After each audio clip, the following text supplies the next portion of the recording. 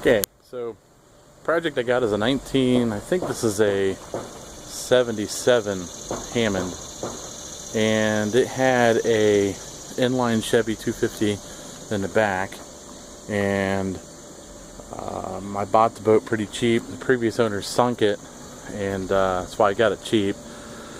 And I flushed the engine and got it running and ran it for a couple seasons, and it pretty much served its purpose for its price. However, last year I got it ready for the summer, and I noticed that it was taking in some water. Now, this boat's always taken in a little bit of water, and I've never been able to find it. And it's you know, the transom seals are good, all that stuff's good. There's no holes, no cracks in the hull. You know, the boat's actually pretty decent outside of cosmetic condition. And the water that it was bringing in was always hot, so I knew it was coming from you know, somewhere around the engine. And I just never worried about it, to be honest with you. The bilge pump worked, and I figured it was a cracked hose or a hose that didn't get a tight clamp back there. So I thought, well, I've been running this thing for a little while, maybe I ought to check it out. So under closer inspection, what I found was the side of the block of the inline 250 had been cracked years ago, and somebody smeared JB weld on it to stop the crack. And well, that might have worked for them, and it might have worked for a couple seasons of me, but it just got worse and worse. And so I thought, well, I could sand it down and have it pinned and welded back up. And I made a couple calls around, and a friend of mine just so happened to have an old boat that had a Ford 302 in it, and the boat was pretty much trashed, about like the way this one is now.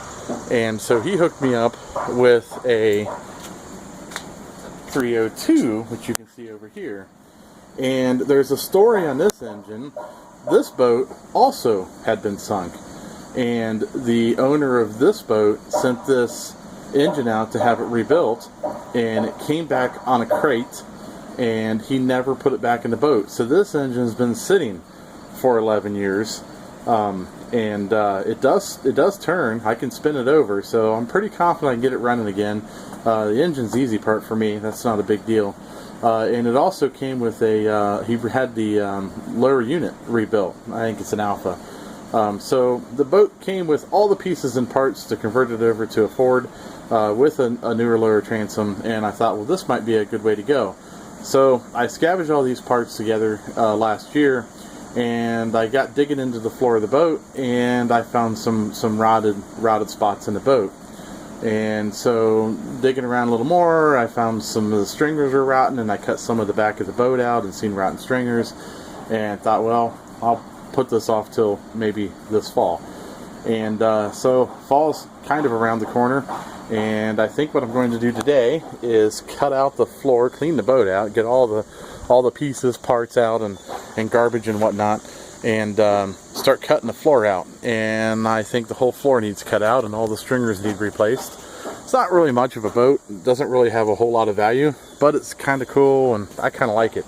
So you know how that goes. When you like something and you're able to fix it yourself, and it doesn't cost you a lot of money to fix it yourself, then sometimes it's worth putting a little time into it. So that's the project, and I'm going to start on it today. I forgot my video camera, so I'm doing this on a cell phone, so kind of as I go I might throw in some pictures here today and cut it in and out, but we'll manage. Okay, kind of a quick update on this boat.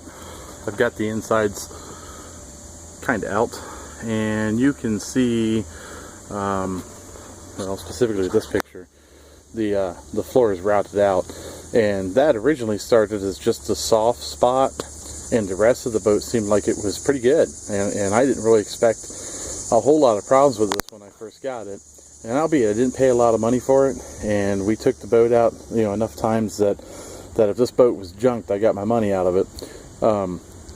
But you know, like I said, then again, I think I can actually fix this pretty cheap, and you know, fiberglass isn't too expensive, and wood isn't too expensive, and my labor's free, and I've kind of done some stuff like this before, so I think I can fix it fairly cheap and have a pretty nice boat. You know, I'm not expecting a complete restoration. In fact, I absolutely am not going to do a complete restoration. I'm going to fix the stringers and put a floor in it, throw some carpet in it, and buy some aftermarket seats, and we put the engine in it, and maybe a few cosmetic things on the outside, but it's not going to go back into original shape. It'll just be a nice clean boat that didn't cost a lot of money to get back on the water.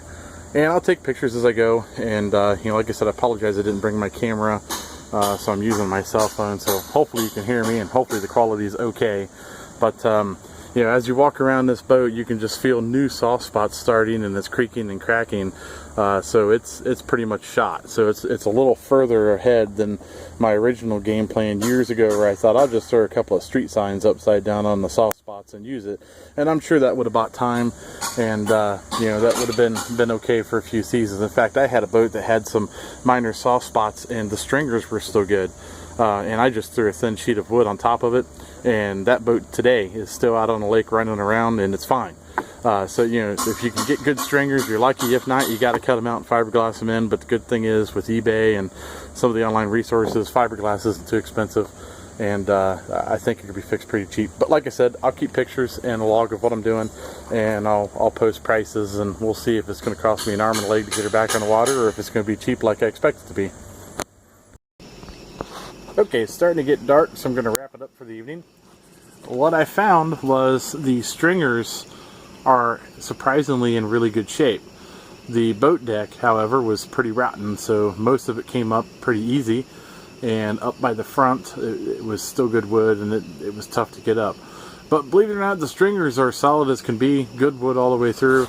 They're encapsulated inside fiberglass, which of course they should be anyhow. I don't have any problems with them so far, and I really expected them to have some problems as rough as the floor of this boat was in. The blow-in styrofoam seems to be okay. You know, there's a lot of little pieces of wood because I basically had to break it up to get it out. I haven't got in the back too much. I started to tuck up under here, and I'm kind of finding the same thing. There's the box that boxes the engine in is showing some rot, but the stringers again look good.